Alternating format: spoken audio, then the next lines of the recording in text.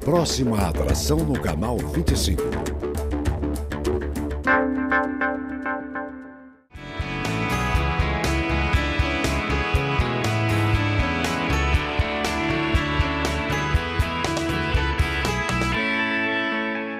Sejam bem-vindos a mais um programa do Tempo de Reflexão. Queria agradecer você, telespectador, pela honra de mais uma vez permitir que nós entremos na tua casa. É sempre uma responsabilidade redobrada em saber que de alguma forma a gente está junto durante esses programas. Eu espero que mais uma vez esse programa seja uma oportunidade para você refletir, uma oportunidade para que você possa ouvir mais as coisas de Deus e eventualmente entregar os seus caminhos para o Senhor, eventualmente poder que de alguma forma Deus te dê alguma direção naquilo que você tem passado. E hoje eu tenho a alegria de receber o Renato Silva, Renato que é lá da cidade de Indaiatuba. Eu estive lá visitando lá o Ministério do Renato e hoje gentilmente o Renato conseguiu conciliar a sua agenda e está aqui me ajudando a fazer mais um programa do Tempo de Reflexão. O Renato Silva, ele é coach de jovens. A gente vai falar um pouquinho, basicamente, telespectador, sobre duas áreas específicas. Falar um pouquinho sobre a experiência do Renato em lidar com questões de drogas e vamos falar também sobre os aspectos da questão do meio ambiente, essas duas especialidades do Renato. Então a gente vai aproveitar essa experiência do amigo para a gente poder de alguma forma levar um pouco mais de informação e de conhecimento para você. Renato, obrigado por ter aceito o convite. Sei que a tua vida também não é nada fácil cuidando do ministério lá. Obrigado por ter separado um tempo, estar aqui com a gente para me ajudar fazer mais um programa do Tempo de Reflexão. Não, é um prazer. Desde quando nós nos conhecemos, que eu conheci teu projeto, você conheceu o meu, nós criamos aí uma aliança de ajudar um ao outro. Isso é visão de reino, nós estamos aqui para isso. E é bacana, né, Renato, porque as pessoas que têm de fato um coração voltado para o reino, e as pessoas que têm essa sensibilidade de Deus, a gente tem exatamente a noção quando a gente acaba conhecendo pessoas que nos complementam, né? Que pelo menos compartilha dos mesmos princípios que a gente compartilha, né? E foi assim o sentimento que eu tive lá quando estive visitando a tua igreja lá, foi assim uma alegria poder ver o trabalho forte que você faz lá, e a gente sabe que é um desafio manter o ministério hoje. Então, e você estando aqui hoje retribuindo essa gentileza é motivo de alegria para mim, e temos certeza de que Deus tem algo especial para as nossas vidas e lá na frente a gente vai entender o porquê dessa nossa aproximação. Então, obrigado por estar aqui comigo. Não, com certeza. Num mundo tão contaminado, né, tão difícil saber quem é quem, né, o que são as religiões, hoje quando a gente se encontra, quando a gente alinha uma aliança dessa, é realmente um grande prazer. Agora, Renato, para a gente entender, né, coach de jovens, né, a gente sempre ouve aí coach de executivos, né, coach disso, coach daquilo. Você é coach de jovens, né, o que consiste esse trabalho que você faz com jovens hoje? Eu trabalho na linha um jovem mais adolescente. O coach hoje, ele vem para solucionar problemas numa empresa, solucionar problemas às vezes até no individual de pessoas. Mas o interessante é que eu já ouvi falar de coach de jovens e adolescentes, mas numa linha de dar direção para um futuro, profissão, o que escolher, o que fazer, né, o que estudar, até a faculdade que vai trilhar, né, o caminho. Eu já optei por algo diferente. Eu optei por fazer um coach onde eu consiga lapidar adolescentes e jovens para trazer princípios e valores diferentes. Então, eu não trabalho com um jovem que quer um futuro bom. Eu trabalho com um jovem que não tem mais esperança de um bom futuro. Eu trabalho com um jovem que recebe na família um cuidado ruim, recebe na escola um tratamento ruim, recebe no dia a dia aí um afastamento. Então, esse jovem, eu entendo que ele é um diamante mal lapidado. Então, a minha pré-seleção para trabalhar com adolescentes e jovens são os piores jovens da sociedade. Eu não trabalho com gente que quer um futuro bom. Eu trabalho com gente que já perdeu, com adolescente e jovem, que já não pensa mais, só pensa em criminalidade, em tráfico, em drogas, em bagunça, em farra, porque eu sei que Deus pode fazer uma transformação na vida deles. Agora, quando que isso entrou no teu coração? Porque você pega aquilo que a sociedade despreza, né? Quando é que isso nasceu no teu coração? Quando que você se viu interessado por esse trabalho tão bonito que você realiza, Renato?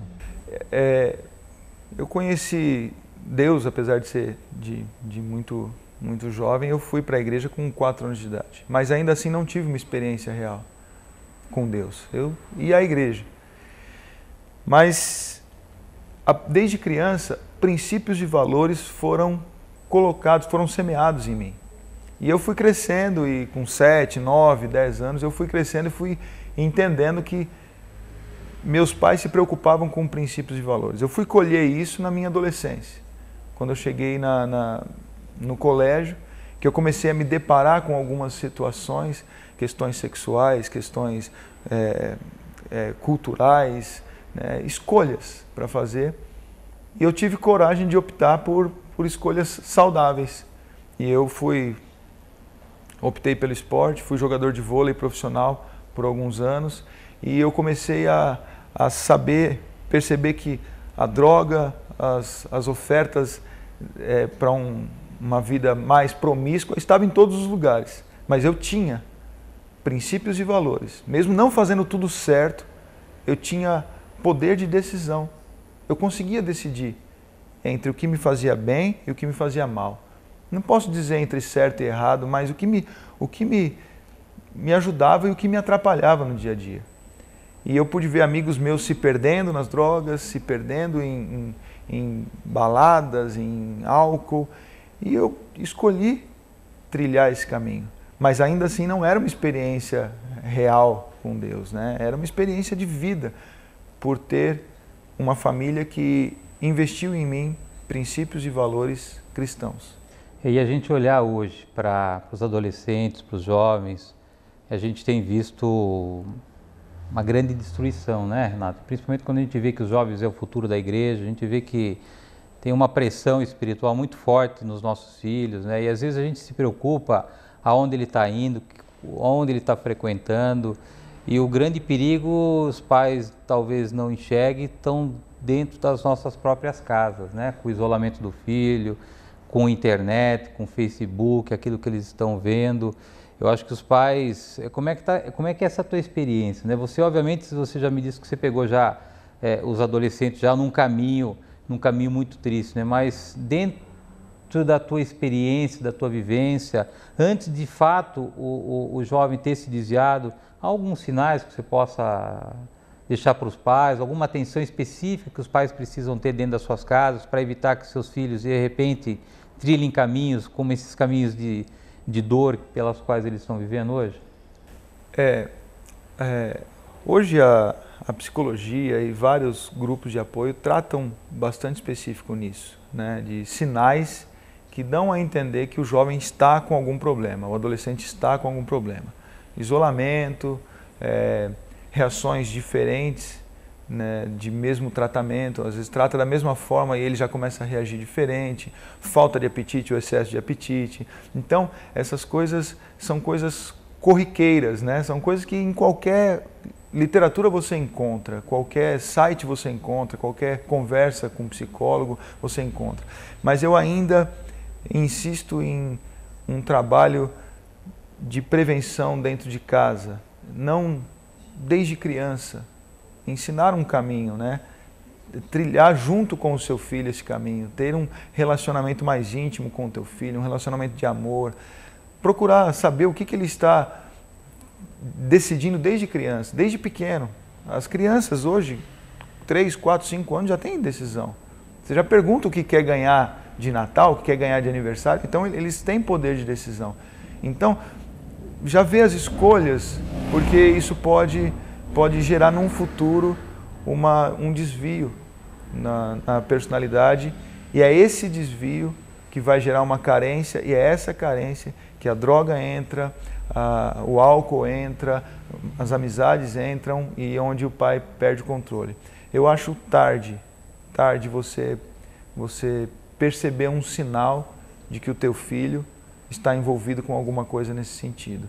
Eu acho que hoje tem que ser trabalhado mais na base. Nós precisamos voltar Planejamento familiar tem que ser lá quando você vai casar. Eu quero casar. Você tem que estar consciente de que você quer ter um filho, mesmo que um. Ele tem que ser cuidado desde o ventre, desde antes de nascer. Já tem que ter um planejamento de cuidado, de amor, porque a carência, a palavra é carência. A carência vai levá-lo a se perder. Eu tive recentemente a experiência de um pai que me procurou para dividir a dor dele em relação ao filho. Com 16 anos já estavam na droga, né? Já estava da cocaína para o crack.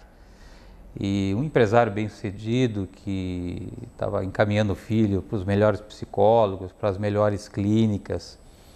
E eu disse para ele, Renato, que de mais valor ele podia dar para o filho dele não é uma clínica de luxo, uma clínica especializada. Obviamente que isso ajuda e contribui sim, mas a maior contribuição que ele poderia dar para o filho dele é o amor e não o julgamento, né? Entender que o rapaz está numa situação não é porque ele quer, circunstancialmente ele se viu numa situação e que ele está vendo que ele está destruindo a sua vida, mas não tem força para sair com as suas próprias forças, né? E eu disse para o pai, falei, cara, você quer tirar o teu filho dessa situação? Ame teu filho incondicionalmente, entenda que teu filho está precisando de ajuda, ele não está precisando de uma clínica neste momento, ele precisa saber que tem um pai que o ama e um pai que quer fazer com que de alguma forma ele saia dessa situação que ele está vivendo. E se tiver que colocar o filho numa clínica, sim, faça isso, mas esteja com ele. Não faça isso como um ato de afastar o filho da sua família, né? É assim que você vê também, quer dizer, essa necessidade de a gente amar as pessoas que hoje necessitam de uma oportunidade para tentar sair desse buraco, Renato? Eu cuidando de uma situação de um usuário na minha cidade, eu estive na delegacia e encontrei uma mãe registrando um boletim de ocorrência de uma filha de 12 anos que tinha fugido. A delegacia não podia fazer nada com aquilo, né? Porque é conselho tutelar e tem um prazo. E eu me aproximei daquela mãe e pedi uma foto, porque eu vivo nos becos da cidade, né? Vivo nesses lugares e eu podia encontrá-la. E a primeira coisa, ela falou, o que você é? Ou quem é você, né? Eu falei, eu sou terapeuta, né? Eu queria ajudá-la. E foi uma situação interessante porque eu criei um vínculo, porque eu queria ajudá-la, né? E ajudar a família dela. 2 dias depois, ela encontrou a filha, ela me mandou uma mensagem e eu respondi a mensagem, que bom, quando eu puder eu quero conhecê-la, mas não se esquece, ame-a. E no dia seguinte, ela me procurou para eu ajudá-los e a única resposta que eu dei, eu falei, olha, eu chego na tua casa aí à noite, mas lembre-se, ame-a. E quando eu cheguei na casa dela, nós conversando, eu levei minha filha que me ajuda em tudo isso, uma companheira, ela é jovem, ela tem 16 anos, mas me ajuda. E sentado à mesa, conhecendo a família, quando eu estava levantando para ir embora, a mãe dela perguntou para mim na frente dela, falou assim, viu, por que as 2 únicas mensagens que você mandou para mim, você insistiu que eu a amasse? E aí eu tive a oportunidade de dizer isso, que independente da condição que ela esteja, independente do grito de socorro dela, existe uma carência. O que levou ela a fugir de casa é um desespero. Ela quer chamar a atenção. E agora não é hora de acusar, de pesar, de amarrar, de trancar a porta do quarto. Agora é hora de amar, né? Deus nos amou e hoje nós somos constrangidos por este amor.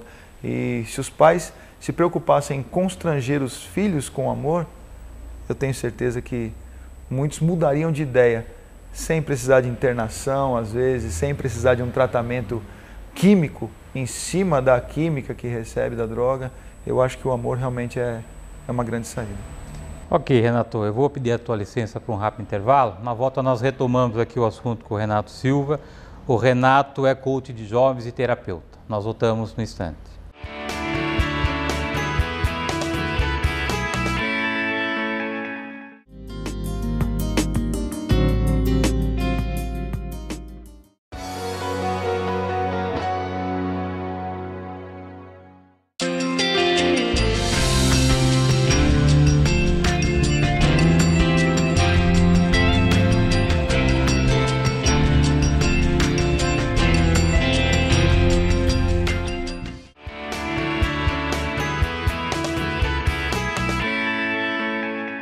Renato, quando eu tive a oportunidade de visitar o teu ministério, eu me lembro que a gente já era tarde, né? Que você acabou o culto e você me mostrou toda a estrutura lá.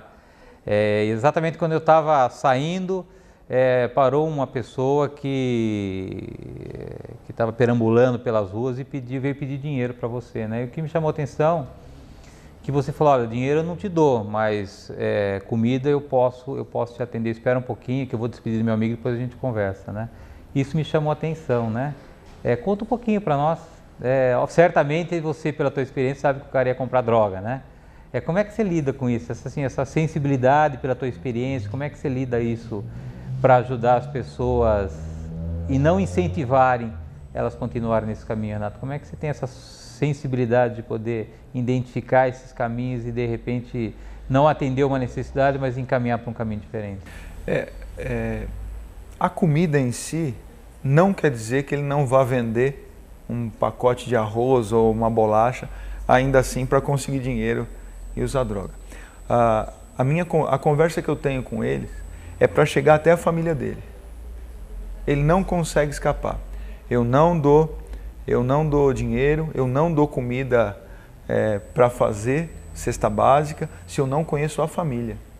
Eu invisto na família, eu invisto na casa dele, entendeu? Então a minha intenção, quando eu percebo essas reações, esses pedidos, eu vou na casa. Se ele não permite ou não me dá um endereço, eu preparo um lanche para que ele coma na hora. Ainda assim eu não consigo, porque este mundo, tudo perdeu valor, né? Tudo perdeu valor. Então, uma cesta básica, hoje, ele deixa em algum lugar por R$5. Por R$5.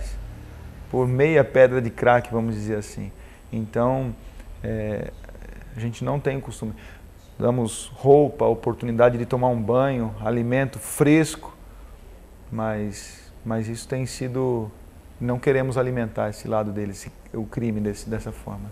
Agora tem uma outra área que você habilita, que é a área de criar agentes ambientais, né? Você meio que sai da curva, né, Renatão? Você onde a sociedade normalmente despreza, você vai lá e você pega para de alguma forma contribuir para a melhoria do nosso país, para poder melhorar a nossa sociedade, né?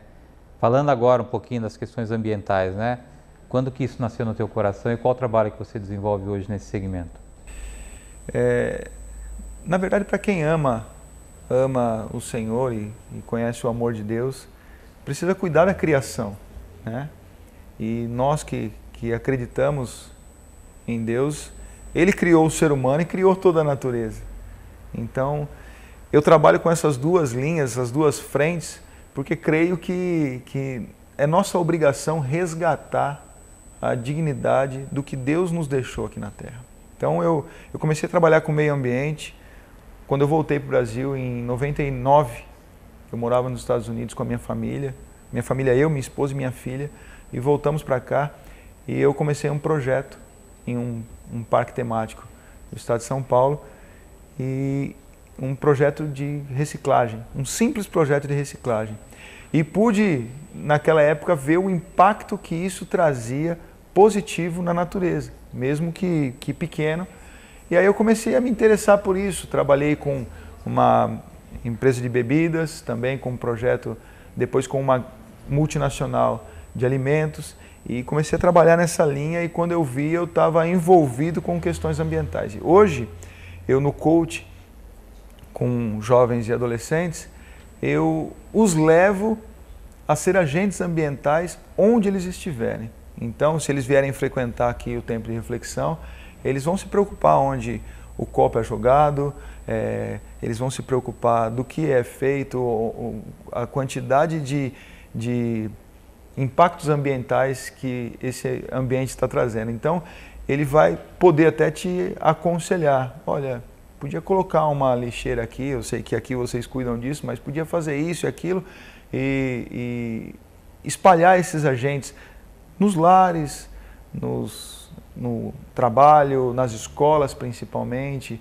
nas igrejas, e devagarzinho criando uma cultura do reino de Deus, né? Porque Ele que nos criou, Ele criou tudo isso, nada mais justo do que a gente cuidar dessa criação.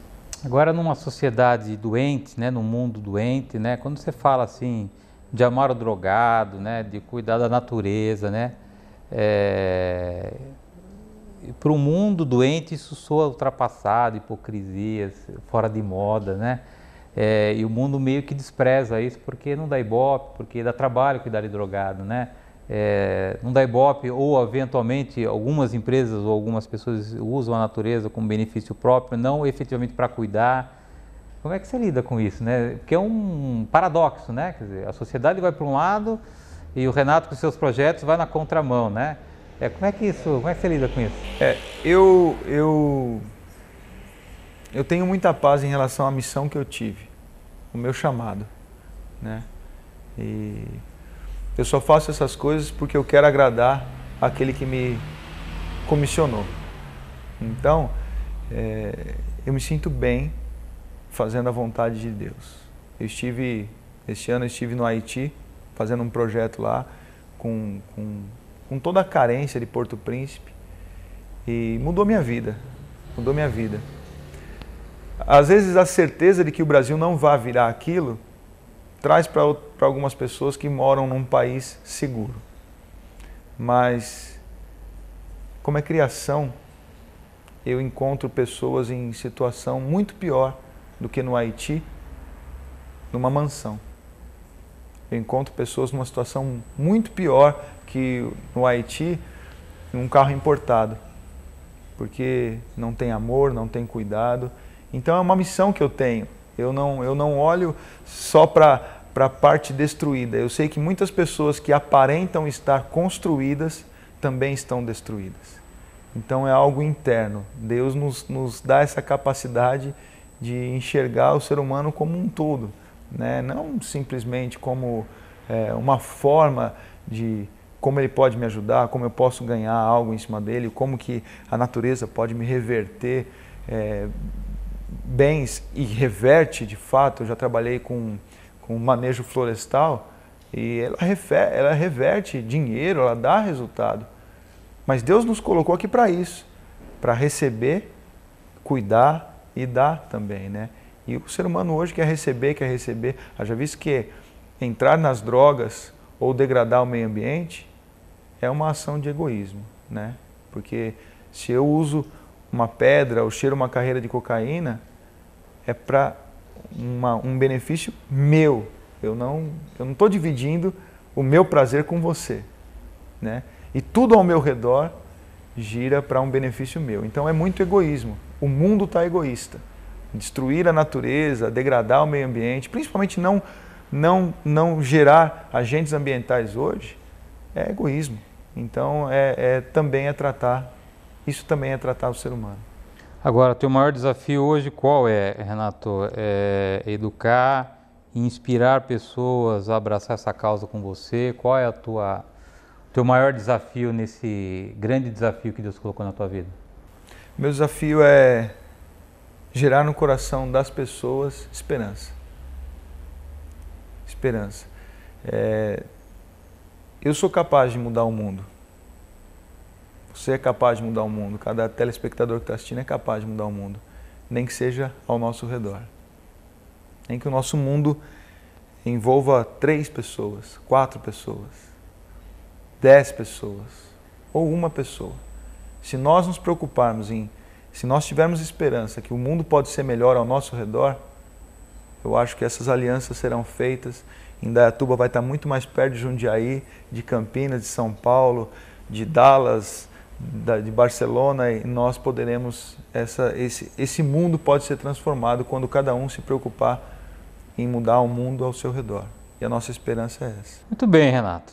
O papo aqui é muito bacana, a gente poderia continuar aqui esse programa aí o dia todo, mas infelizmente a televisão eu tenho meu prazo determinado, meu tempo limitado. Eu queria te honrar, te agradecer mais uma vez, te parabenizar por todas essas ações que você tem abraçado. Conte aqui com o nosso apoio, conte aqui com as nossas orações, para que de fato você consiga alcançar tudo aquilo que Deus tem colocado no teu coração. Obrigado, leva meu abraço para o teu ministério lá, para tua esposa, que eu já conheci, para Simone lá também, que te ajuda lá com os adolescentes. E parabéns por todo o trabalho, por aquilo que você tem feito em prol do Reino de Deus.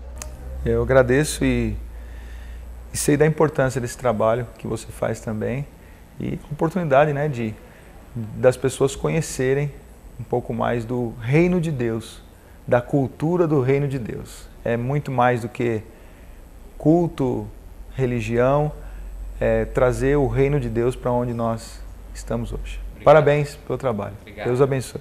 Obrigado, telespectador, por estar conosco em mais um programa do Tempo da Reflexão. Fica o convite que você esteja conosco às terças-feiras, 8 horas da noite, e aos domingos, às 10 horas. Desejo para você uma semana de bênção, de sucesso para você e a tua família, em nome de Jesus.